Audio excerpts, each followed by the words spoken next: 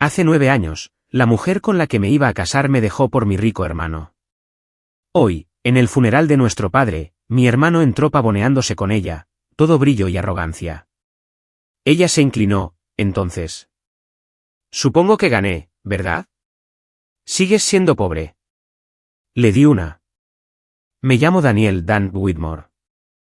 Y el día en que mi padre estaba en un ataúd cerrado en la iglesia católica St. Joseph en Fort Collins, mi hermano rico entró tarde con la mujer que me dejó hace 9 años. Se inclinó cerca, con un perfume afilado como una cuchilla, y susurró, entonces, supongo que gané, ¿verdad? Sigues siendo pobre. No me inmuté, porque sabía lo que estaba a punto de suceder a continuación. La iglesia olía a lirios y a café quemado. Alguien había sacado esas grandes urnas plateadas al salón social temprano, como si la cafeína pudiera cubrir el dolor. Afuera, el aire de Colorado tenía ese mordisco limpio, del tipo que hace que te pique la nariz en el segundo en que sales del coche. Adentro, todo eran sonidos apagados, abrigos rozándose, la tos suave que hace la gente cuando no sabe dónde poner las manos, el chirrido de los viejos bancos de madera mientras la gente se deslizaba en ellos.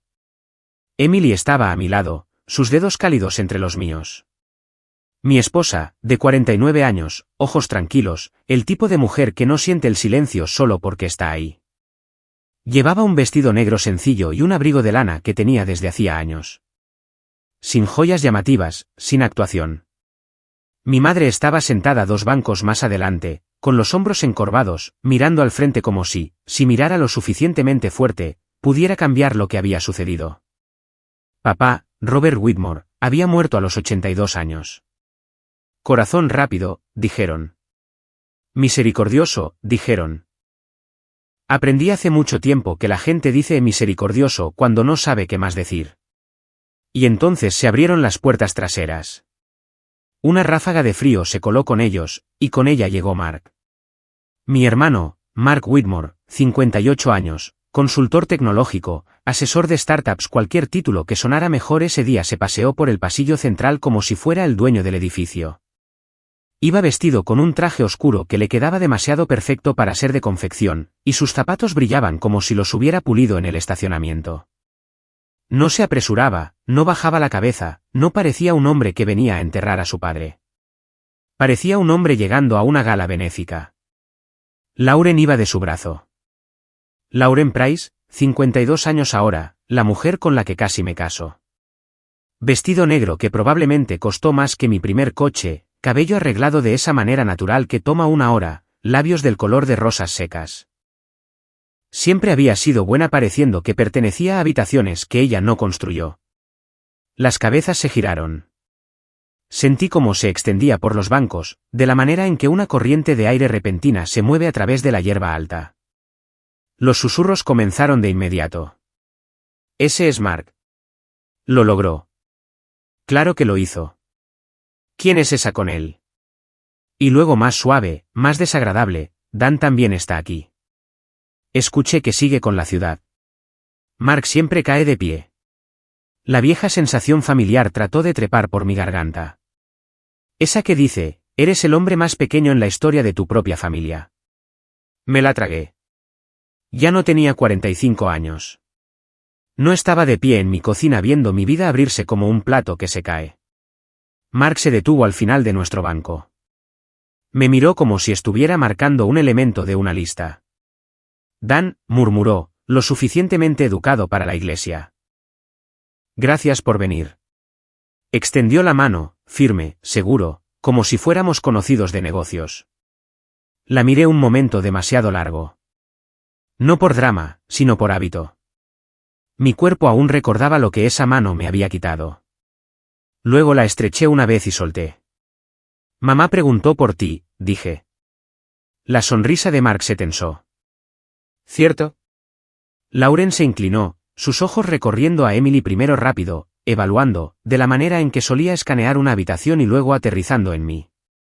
Vi el parpadeo de reconocimiento seguido de ese pequeño levantamiento en la comisura de su boca. La misma expresión que tenía hace 9 años, cuando dejó mi anillo de compromiso en el mostrador como si estuviera devolviendo algo que no le quedaba bien. Ha pasado mucho tiempo, dijo. El agarre de Emily en mi mano no cambió. No apretó más fuerte. Simplemente se quedó como una mano firme en la parte baja de tu espalda cuando estás bajando de un bordillo. No el suficiente, dije en voz baja. Lauren soltó una risa suave, como si yo hubiera contado un chiste. ¿Sigues amargado? No estoy amargado, dije. Estoy despierto. La mandíbula de Mark se flexionó una vez. No le gustó eso. Mark prefería emociones que pudieran ser gestionadas. Las mías, no las suyas. La voz del sacerdote comenzó, suave y practicada. La gente se levantó, se sentó, se arrodilló, se levantó de nuevo. Todos los movimientos, todo el ritual. Mi mente flotaba dentro y fuera de las palabras. Observé la forma en que los hombros de mamá temblaban cuando el coro cantaba Amazing Grace. Observé a Emily inclinarse hacia adelante para pasarle un pañuelo sin hacer un espectáculo de ello. Y observé a Mark. No rezó. No se secó los ojos. Siguió revisando su teléfono en su regazo, con el pulgar moviéndose en trazos cortos e impacientes. En un momento dado, se inclinó hacia Lauren y le susurró algo que la hizo asentir rápidamente, con su sonrisa demasiado brillante para un funeral. Cuando terminó el servicio, la gente fluyó hacia el salón social como siempre lo hacen. Café, galletas, pequeñas charlas sobre el dolor. Es con lo que la gente de nuestra edad creció. Te presentas, comes algo aunque no tengas hambre. Cuentas una historia sobre la persona que se ha ido, y por un momento, la haces vivir de nuevo en una frase. El salón social estaba cálido, demasiado cálido. El café olía barato y fuerte. Platos de papel, galletas compradas en la tienda. Alguien había traído una cazuela que estaba intacta al final de la mesa, porque nadie quiere ser el primero en servirse una cucharada en un funeral. Me quedé con Emily cerca del fondo, dejando que la gente se acercara a mamá, dejando que ella recibiera sus condolencias. Viejos clientes de las ferreterías de papá, un contratista retirado, un vecino de su callejón sin salida, hombres con manos callosas y mujeres con cortes de pelo cuidadosos. Un hombre alto con un blazer azul marino se acercó a mí con una sonrisa lenta y respetuosa. ¿Dan Whitmore?, preguntó. Sí, dije, cauteloso. En un funeral, no sabes si las siguientes palabras van a ser amabilidad u otro recordatorio de aquello para lo que no estás a la altura. Extendió la mano. Tom Reyes, de la Junta de la Autoridad de Vivienda. Solo quería decir que su padre era un elemento fijo en esta ciudad, y aprecio lo que ha hecho por el proyecto East Mulberry. Esas familias finalmente están estables. Su apretón de manos fue firme. No llamativo.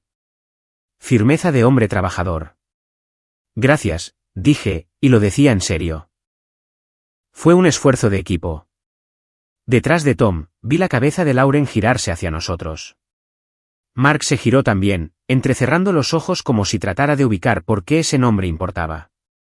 Tom continuó, nos reuniremos el próximo mes sobre la siguiente fase. Me pondré en contacto. Y Dan, en serio, gracias.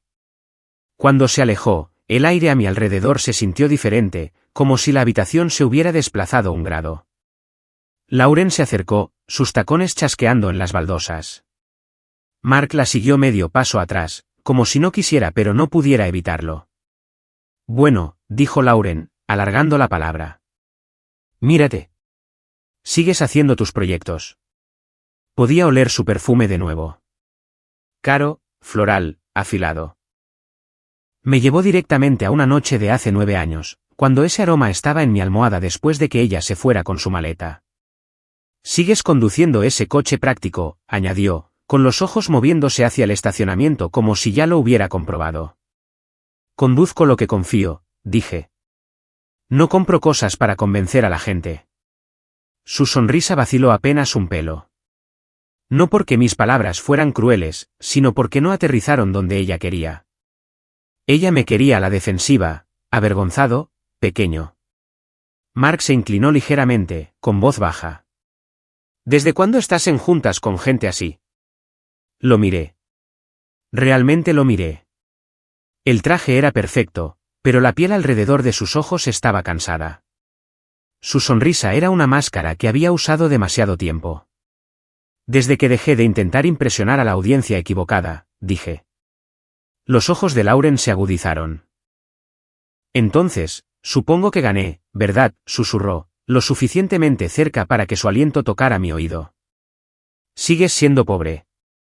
Por medio segundo, mi pecho se tensó.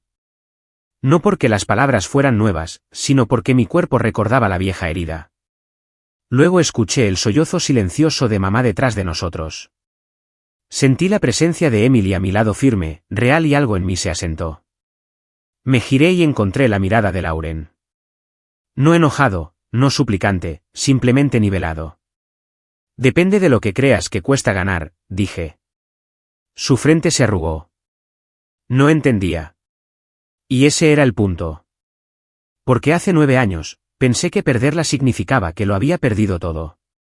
No sabía que estaba a punto de ganar el tipo de vida que nadie podría quitarme, sin importar cuán ricos parecieran al entrar en una habitación.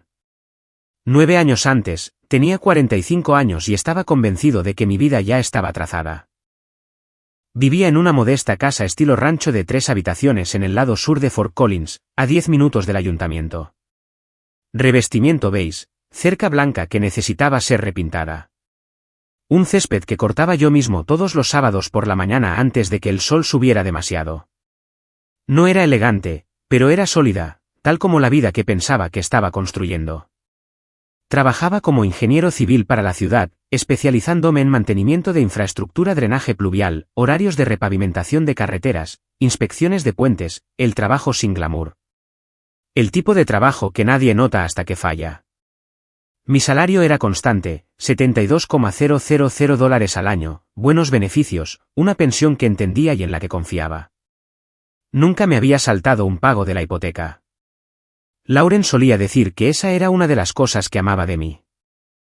Eres confiable, me dijo en nuestra tercera cita, cuando esa palabra sonaba como un cumplido.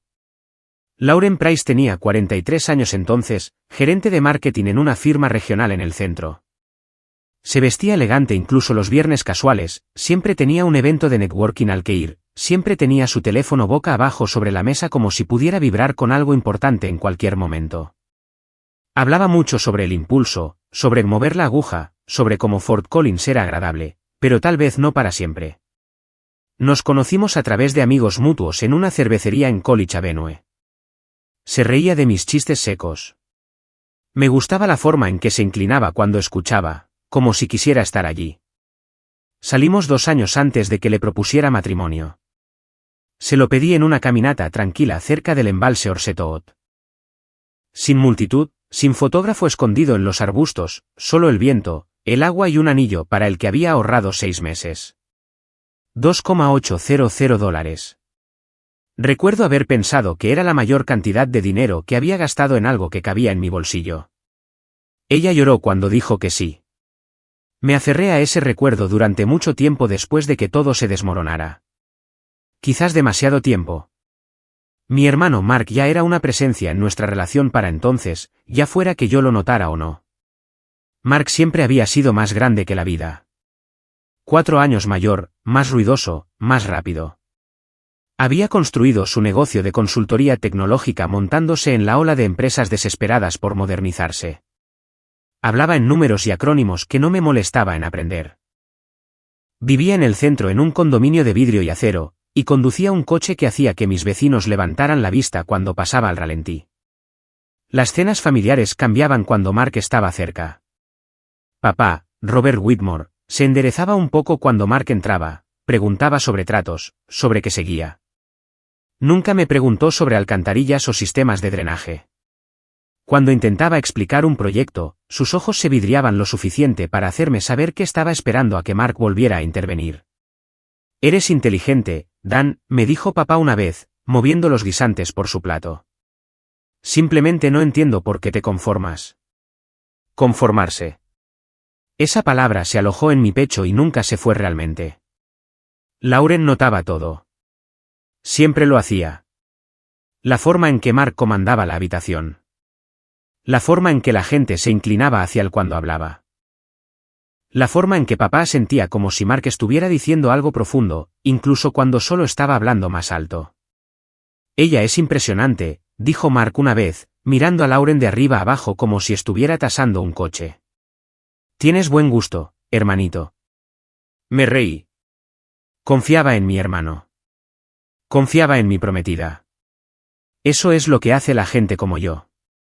Asumimos la lealtad hasta que se demuestre lo contrario. La cena de compromiso fue cuando el suelo realmente comenzó a agrietarse. Habíamos elegido un pequeño lugar italiano en el distrito de Old Town. Manteles a cuadros rojos, velas, un lugar donde el camarero te llamaba amigos. Solo padres, Mark y Lauren. Nada elegante. Mark llegó 20 minutos tarde, por supuesto, hizo un espectáculo disculpándose, pidió la botella de vino más cara sin preguntar qué querían los demás. Habló sobre la adquisición de una startup, sobre cronometrar la salida, sobre cómo el dinero era solo una herramienta. Lauren lo observaba como si fuera una charla de hecha vida. Mamá me llevó aparte cerca del baño. Mantén un ojo en esto, dijo suavemente. ¿Sabes cómo es tu hermano? Sonreí. Solo está siendo el mismo. Las madres ven patrones. Los hijos fingen no hacerlo. Durante los siguientes meses, el nombre de Mark surgió en nuestras conversaciones más de lo que debería haberlo hecho. Mark piensa que el mercado inmobiliario va a cambiar. Mark dice que debería buscar consultoría de marca en lugar de quedarme donde estoy. Mark dice que estás mal pagado para tus habilidades. Cada vez sonaba inofensivo, consejo, preocupación, aliento. Hasta la noche en que Lauren dejó su teléfono en la mesa de centro. Había ido a ducharse. El vapor empañaba el espejo del baño. El sonido del agua llenaba el apartamento. Su teléfono se iluminó con una vista previa de un mensaje de Mark: no puedo dejar de pensar en anoche. Mi estómago cayó tan rápido que pensé que podría vomitar. Me dije a mí mismo que había una explicación, un malentendido, algo estúpido e inocente. Cogí el teléfono. No había nada inocente en lo que leí.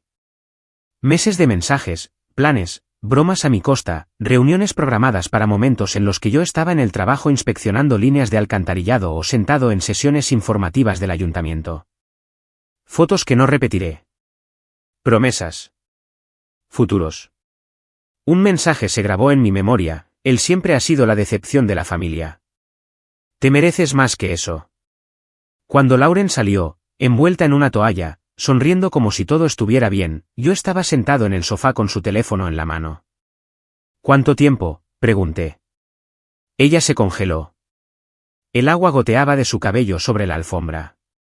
Luego su cara cambió. No culpa, alivio.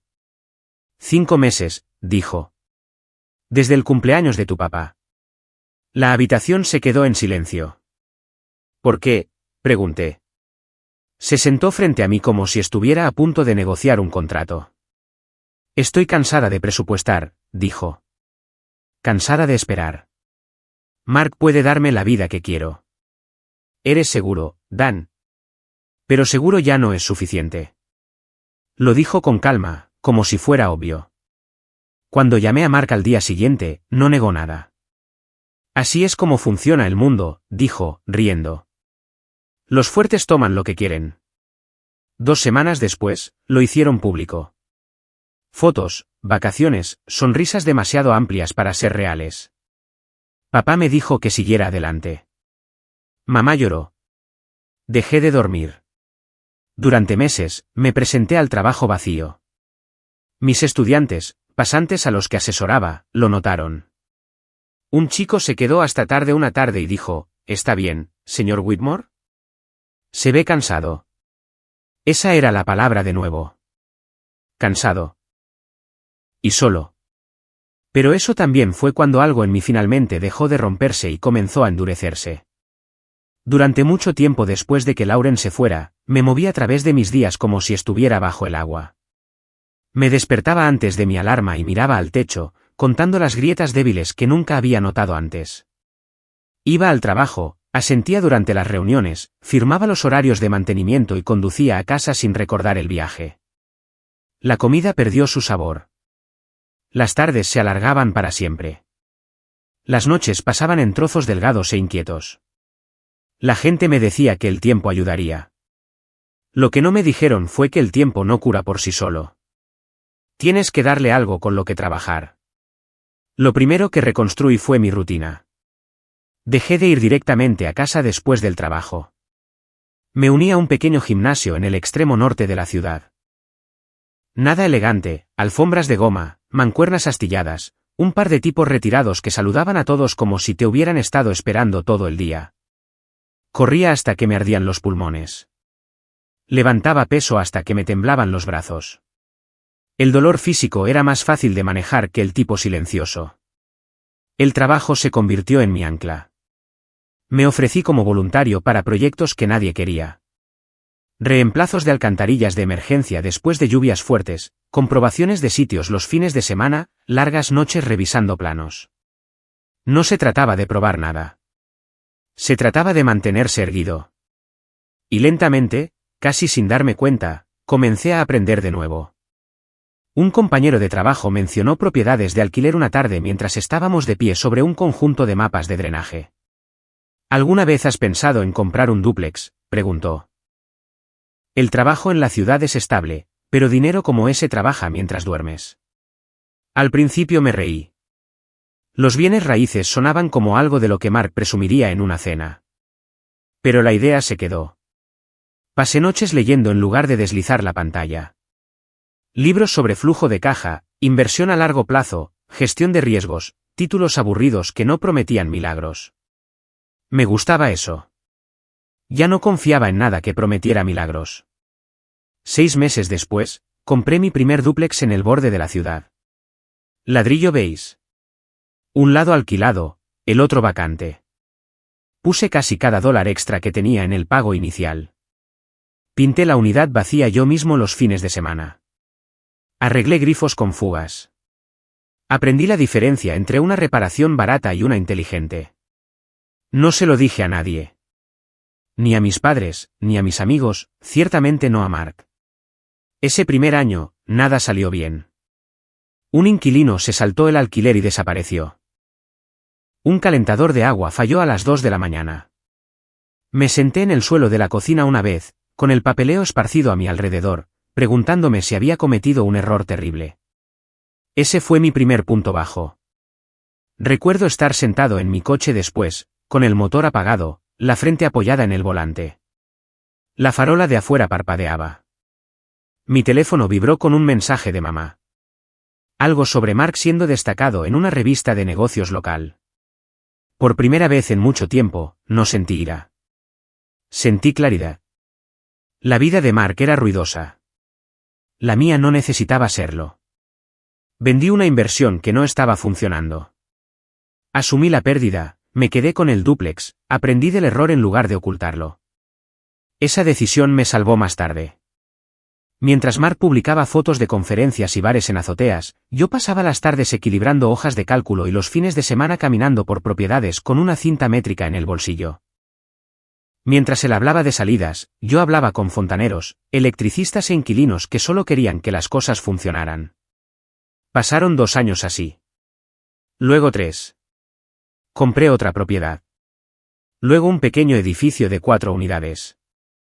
Nada llamativo, limpio, funcional, cerca de líneas de autobús y tiendas de comestibles, lugares que la gente podía pagar sin ahogarse. En el trabajo, fui ascendido a ingeniero principal en un proyecto de corredor de reurbanización, carreteras, drenaje, acceso peatonal. Veía la ciudad desde un ángulo diferente ahora. No solo cómo mantenerla, sino cómo crecía. Fue entonces cuando la idea hizo clic. No solo era bueno arreglando cosas. Era bueno haciendo que duraran. Formé Whitmore Urban Works discretamente, una LLC con un escritorio prestado en un espacio de oficina compartido y un banquero que confiaba en los números más que en el carisma. Empezamos pequeños, rehabilitando propiedades más antiguas, asociándonos con la ciudad en mejoras de infraestructura, trabajando con cooperativas de crédito locales en lugar de perseguir a grandes inversores. El dinero empezó a aparecer, no todo de golpe, no ruidosamente, pero consistentemente. Alrededor de ese mismo tiempo, la voz de Mark cambió cuando llamaba a mamá. Ella no me contaba mucho, pero podía escucharlo entre líneas. Contratos tomando más tiempo, tratos cayéndose, problemas de tiempo, decía ella una vez, como si estuviera repitiendo sus palabras. No celebré eso. No necesitaba hacerlo. Para cuando Mark comenzó a preocuparse por la imagen, yo había dejado de preocuparme por la supervivencia. Y para cuando notó que me estaba moviendo de manera diferente, ya estaba demasiado adelante para explicárselo. Para cuando cumplí 50 años, el dinero había dejado de ser lo más ruidoso en mi vida. Eso no era porque tuviera mucho, aunque para entonces lo tenía. Era porque finalmente entendía para qué servía. Whitmore Urban Works no explotó de la noche a la mañana. No hubo momento viral. No hubo titulares salpicados en la pantalla. Lo que sucedió en cambio fue más silencioso y robusto. Los proyectos cerraban a tiempo. Los inquilinos se quedaban más tiempo. Los prestamistas devolvían mis llamadas. Los inspectores dejaron de mirar 2 veces mi papeleo porque ya sabían cómo se vería. Empecé a comprar cosas que no impresionan a extraños pero calman tus nervios cuando las posees. Terrenos cerca de una línea de autobús, un pequeño edificio de oficinas médicas alquilado a una clínica familiar, una franja comercial con una tienda de comestibles, una farmacia y una barbería que había estado allí 20 años. El tipo de lugares que la gente todavía necesita cuando la economía tiene hipo. No cambié mi casa, no mejoré mi coche. Todavía conducía la misma Ford Explorer que tenía desde mis 40 años porque funcionaba suave y nunca me sorprendía. Todavía desayunaba en el mismo restaurante en Mason Street todos los viernes. 2 huevos fritos, tostadas de centeno, café negro. La camarera, Carla, sabía mi pedido y nunca preguntaba si quería más café. Simplemente lo traía. Esa era mi versión del éxito. Predecible, aburrido, pacífico. Alrededor de ese tiempo, la ciudad me invitó a sentarme en un comité asesor de vivienda, trabajo no remunerado e ingrato que involucraba principalmente sillas plegables y largas reuniones. Dije que sí de todos modos, no porque se viera bien, sino porque había vivido lo suficiente para saber dónde se toman las decisiones reales. Ahí es donde conocí a Emily Carter.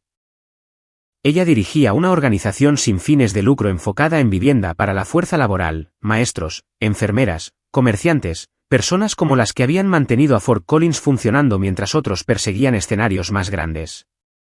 Emily no era ruidosa. Escuchaba más de lo que hablaba. Cuando hablaba, se trataba de resultados, no de crédito. Después de una reunión, terminamos caminando juntos hacia el estacionamiento bajo un cielo que parecía que podría nevar. Siempre preguntas sobre el mantenimiento a 10 años vista, dijo. La mayoría de la gente no lo hace. Las cosas se rompen si las ignoras el tiempo suficiente, respondí. Ella sonrió. No del tipo educado. Del tipo real. Empezamos a tomar café después de las reuniones, luego cenas, luego caminatas donde hablábamos sobre el trabajo, los padres y cómo se sentía reconstruir algo después de que se desmoronara. Le conté sobre Lauren desde el principio. Sobre Mark. Sobre el dinero también. Eventualmente. Esperé hasta saber que no importaría. Emily escuchó sin interrumpir. Cuando terminé, dijo, el dinero no me asusta, Dan. El ego sí. Supe entonces que ella no iría a ninguna parte. Mientras mi vida se estaba asentando en algo sólido, Mark estaba haciendo lo contrario. Me encontré con él una tarde fuera del juzgado del condado. Estaba paseando cerca de los escalones, con el teléfono apretado contra la oreja, la voz baja pero urgente. No, hoy no, siseó. Te dije el próximo trimestre. Me vio y se congeló, se arregló la chaqueta, sonrió como si nada estuviera mal. Dan, dijo. No sabía que trabajabas por aquí. Lo hago, dije. Todos los días. Se rió un poco demasiado fuerte. ¿Sigues en la rutina, Siguiendo construyendo, respondí. Miró mi coche, luego volvió a mirarme a mí. ¿Alguna vez has pensado en mejorar? Miré su coche elegante y costoso estacionado chueco, como si no le importara dónde aterrizaba. No compro cosas que me pongan nervioso, dije. No supo qué hacer con eso. Un año después, Whitmore Urban Works cerró su proyecto más grande hasta la fecha, una reurbanización de uso mixto que la ciudad había estado cuidando durante una década. Mejoras de infraestructura, unidades asequibles, arrendamientos a largo plazo, nada llamativo, todo útil. En el corte de cinta, una concejala me estrechó la mano y dijo, este es el tipo de trabajo que la gente recuerda. Le creí. Me casé con Emily 6 meses después. Ceremonia pequeña. Amigos cercanos. Mi madre lloró el tipo de lágrimas buenas. Mark no asistió. Lauren envió una tarjeta con una nota corta y una firma que parecía apresurada. No la guardé. Para cuando la salud de mi padre comenzó a fallar, mi vida estaba llena de maneras que nunca antes lo había estado. Trabajo que importaba. Un matrimonio que se sentía como una sociedad. Noches en las que dormía sin despertarme preguntándome qué había perdido. No sabía entonces que todo eso, cada elección tranquila, cada decisión aburrida, estaba a punto de ser sopesada en un momento público. Pero estaba listo para ello. Emily no se enamoró de mi currículum. Eso importaba más de lo que ella sabrá jamás. Nos conocimos en habitaciones iluminadas con fluorescentes, con sillas plegables y mala acústica. Largas reuniones donde la mitad de la gente hablaba solo para escucharse hablar. Noté a Emily porque ella no lo hacía. Tomaba notas. Hacía preguntas que comenzaban con, ¿cómo afecta esto a las personas que ya viven aquí? Recordaba nombres. Hacía seguimiento. La primera vez que tomamos café, fue en un lugar pequeño fuera de College Avenue que tostaba sus granos demasiado oscuros y tocaba la misma lista de reproducción folk en repetición. Ella pidió té. Yo pedí café. Nos sentamos junto a la ventana y vimos la nieve deslizarse del toldo en grupos húmedos. Entonces, dijo ella, revolviendo su taza. Siempre estás tan preparado para las reuniones. Pido de por vida. Pensé en eso, en lo poco preparado que me había sentido la noche en que Lauren se fue. En cómo la preparación se había convertido lentamente en mi armadura. Aprendí de la manera difícil, dije. Emily no presionó. Nunca lo hacía. Tenía una forma de darle espacio a la gente sin desaparecer de la conversación. Esa es una habilidad rara, especialmente en personas que dirigen organizaciones. Salimos despacio. Sin grandes gestos, sin fines de semana relámpago. Íbamos a caminar, cocinábamos cenas, asistíamos a eventos comunitarios donde a nadie le importaba qué tipo de coche conducías. Conoció a mi madre desde el principio y le trajo una barra de pan de plátano que aún estaba caliente. A mamá le gustó de inmediato. Eso debería haberme asustado. No lo hizo. No le conté a Emily sobre el dinero al principio. No porque lo estuviera ocultando, sino porque necesitaba saber algo antes de decirlo en voz alta. Necesitaba saber quién era ella cuando no había nada que pesar. A los 6 meses, sentado en la mesa de mi cocina con las ventanas abiertas y el olor a lluvia entrando, le conté todo. Las propiedades, la compañía, los arrendamientos a largo plazo, la forma en que mi patrimonio neto se había deslizado más allá de una línea que nunca pensé cruzar.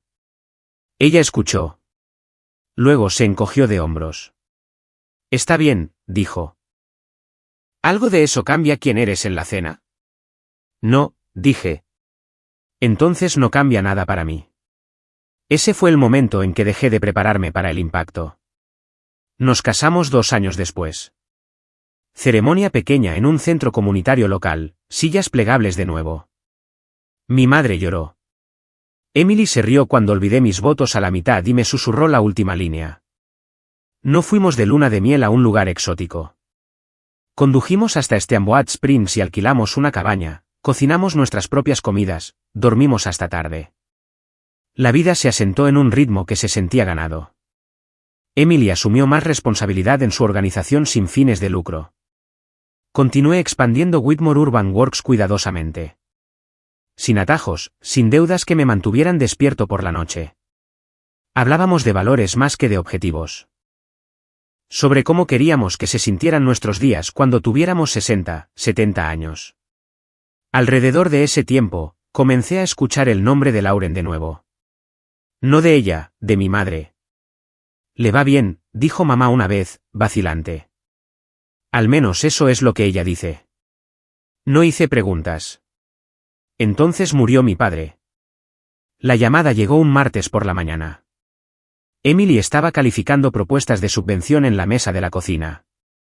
Contesté el teléfono, escuché y sentí que algo se cerraba silenciosamente dentro de mí. No el dolor como lo muestran las películas. Más bien como el final de una larga discusión que nunca ganaste realmente. En el funeral, Emily fue la que se mantuvo cerca de mi madre, quien rellenó su café, quien la acompañó a una silla cuando le temblaban las rodillas. Lauren observó eso desde el otro lado de la habitación. Lo vi en sus ojos antes de que ella me hablara. La comparación comenzando, las viejas matemáticas fallándole cuando se inclinó y susurró, gané, ¿verdad?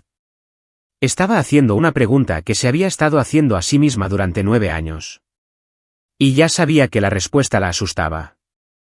Lauren hizo su pregunta como si estuviera terminando una oración que había comenzado hace años. Entonces, supongo que gané, ¿verdad? Dijo de nuevo, más bajo esta vez.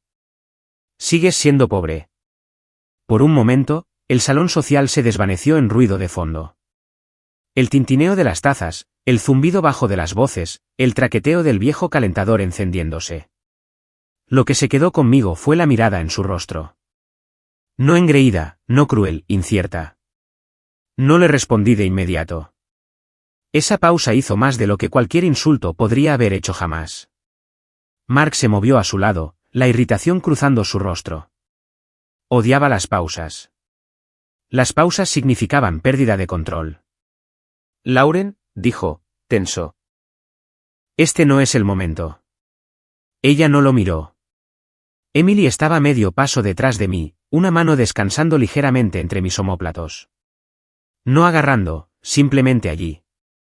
Como un ancla que no notas hasta que el agua se pone agitada. Nunca pensé en ello como ganar o perder, dije finalmente. Lo pensé como elegir. Lauren se burló, pero no había convicción detrás de ello. Eso es fácil de decir cuando todavía estás conduciendo el mismo coche. Conduzco lo que funciona, respondí. Dejé de comprar cosas para probar algo hace mucho tiempo. Mark soltó un suspiro agudo. Siempre te encantó fingir que el dinero no importaba. ¿Importa? Dije. Simplemente no de la manera que tú crees. Antes de que pudiera contraatacar, la voz de mi madre se elevó detrás de nosotros, fina pero firme. Dan. Me giré. Estaba de pie con un hombre que reconocí de inmediato. Tom Reyes de la Autoridad de Vivienda. Tenía su chaqueta sobre el respaldo de una silla, las mangas arremangadas como si hubiera estado trabajando toda la mañana. Siento interrumpir, dijo Tom, asintiendo hacia Mark y Lauren con cortés indiferencia. Quería despedirme antes de irme. Por supuesto, dije. Tom me estrechó la mano de nuevo, más firme esta vez. Dije en serio lo que dije antes. Ese proyecto East Mulberry, esas familias estaban al borde. Lo estabilizaste sin expulsar a nadie. Eso es raro. Algunas conversaciones cercanas se calmaron. La gente se inclinó sin darse cuenta.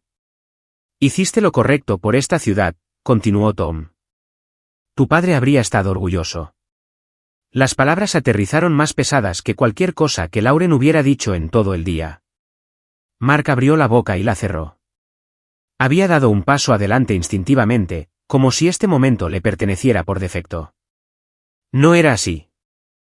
El rostro de Lauren se drenó apenas un tono. Por el rabillo del ojo, vi la luz del teléfono de Mark encenderse. Lo miró, con la mandíbula tensándose. Se giró, caminando hacia el pasillo. Ahora no, murmuró en el auricular. Te dije después de hoy.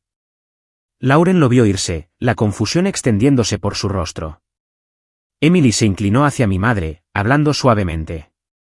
Sentémonos un minuto. No tienes que estar de pie. Mamá asintió agradecida. Mientras Emily la guiaba a una silla, Lauren notó algo más. La forma en que la gente le sonreía a Emily. La forma en que le agradecían por ayudar. La forma en que se movía por la habitación como si perteneciera allí sin intentarlo. Lauren me volvió a mirar, con los ojos buscando. Realmente no te importa, dijo, casi acusando, nada de eso. Pensé en las noches que no podía dormir. El dúplex con el calentador de agua roto, el brillo de la hoja de cálculo a las 2 de la mañana. Los años que nadie aplaudió. Me importaba, dije. Simplemente no la carrera que tú estabas corriendo. Mark reapareció, con la cara tensa, la sonrisa desaparecida. Evitó mis ojos. Lauren tragó saliva. ¿Y qué? ¿Crees que eres mejor que nosotros ahora? Sacudí la cabeza. No. Dejé de competir hace 9 años. Empecé a construir una vida en la que realmente pudiera vivir. Ella me miró fijamente, y en ese momento, lo vi claramente, la realización asentándose de que había estado persiguiendo ruido, confundiendo movimiento con progreso.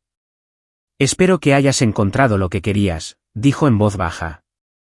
Lo hice, respondí. Eventualmente. Asintió una vez, como alguien que concede un punto que habían discutido demasiado tiempo. Luego siguió a Mark hacia la puerta, con los tacones chasqueando más rápido que antes. La habitación exhaló. Emily volvió a mi lado, deslizando su mano en la mía. Mi madre me miró, con los ojos cansados pero cálidos. Él estaba equivocado sobre ti, dijo. ¿Tu padre? Lo supo al final, pero no supo cómo decirlo. Apreté su mano. Está bien. Mientras la gente comenzaba a irse, sentí que algo se aflojaba en mi pecho. No triunfo, no venganza. ¿Cierre? El estacionamiento estaba casi vacío cuando Emily y yo finalmente salimos. El cielo se había vuelto de ese gris plano de colorado que viene justo antes de la nieve, y el aire olía limpio, casi metálico. Me quedé un momento con las manos en los bolsillos de mi abrigo, escuchando el crujido de la grava bajo nuestros zapatos y el zumbido distante del tráfico en College Avenue. Se sentía extraño lo tranquilo que estaba todo después de una habitación llena de voces, juicios y vieja historia. Emily buscó mi mano. ¿Estás bien?, preguntó. Asentí, y esta vez no fue automático. Sí. Realmente lo estoy. Condujimos a casa sin hablar mucho. El calentador se encendía y apagaba. El motor del Ford zumbaba constante, de la manera en que siempre lo había hecho. Cuando entramos en nuestro camino de entrada, la luz del porche se encendió, automáticamente cálida contra el frío. Predecible, confiable, las cosas que había aprendido a valorar. Esa noche, después de que Emily se durmió, me senté solo en la mesa de la cocina. No encendí la televisión. No revisé mi teléfono. Simplemente me senté allí, con las manos envueltas alrededor de una taza de té, pensando en la extraña simetría de todo. 9 años antes, me había sentado en ese mismo lugar mirando un anillo de compromiso en la mesa, convencido de que mi vida se había derrumbado sobre sí misma. Había pensado que había sido rechazado porque no era suficiente, no ganaba lo suficiente, no brillaba lo suficiente, no me movía lo suficientemente rápido. Lo que no había entendido entonces era que perder a Lauren no había sido un veredicto sobre mi valor. Había sido una liberación. Mark y Lauren habían seguido persiguiendo vidas más ruidosas, habitaciones más grandes, victorias más rápidas. Por lo que escuché más tarde a través de la familia, a través de comentarios de segunda mano, nunca dejaron de correr realmente. Los contratos de Mark seguían haciéndose más cortos. Lauren seguía cambiando de trabajo, ciudades, objetivos, siempre a un paso de lo que viniera después. No les deseaba daño. No sentía satisfacción al escuchar sobre sus luchas. Simplemente me sentía terminado. Emily y yo construimos algo más tranquilo. Mañanas con café y el periódico. Días de trabajo que terminaban sin temor. Tardes donde no sucedía nada dramático. Y ese era exactamente el punto. Hablábamos del futuro, no en términos de mejoras o estatus, sino en términos de tiempo, a quién ayudaríamos, dónde nos mantendríamos arraigados. Whitmore Urban Works siguió creciendo, lento y constante. Proyectos terminados, vecindarios mejorados, familias que se quedaban. Cuando la gente me agradecía ahora, no era porque los impresionara. Era porque sus vidas eran un poco más fáciles. Eso importaba. A veces la gente me pregunta si alguna vez pienso en cómo habría sido mi vida si Lauren no se hubiera ido. Lo hago, brevemente. Luego imagino la versión de mí mismo que habría pasado años tratando de mantenerse al día con las expectativas de otra persona. No cambiaría la vida que tengo ahora por nada. La verdad es que la mejor venganza no es la humillación o la revancha. Es vivir lo suficientemente bien como para que las personas que una vez dudaron de ti no tengan nada con que medirte. Es elegir la sustancia sobre el espectáculo, la paz sobre el aplauso. Si alguna vez te han subestimado, descartado o dejado atrás porque no te moviste lo suficientemente rápido para la carrera de otra persona, espero que esta historia te recuerde algo importante: hay más de una manera de ganar. Si esta historia resonó contigo, tómate un momento para reflexionar sobre tu propio camino. Comparte tus pensamientos o tu historia en los comentarios si te sientes inclinado. Y si te gustaría escuchar más historias sobre victorias silenciosas, paz ganada con esfuerzo y vidas reconstruidas por el camino largo, considera suscribirte. Gracias por escuchar.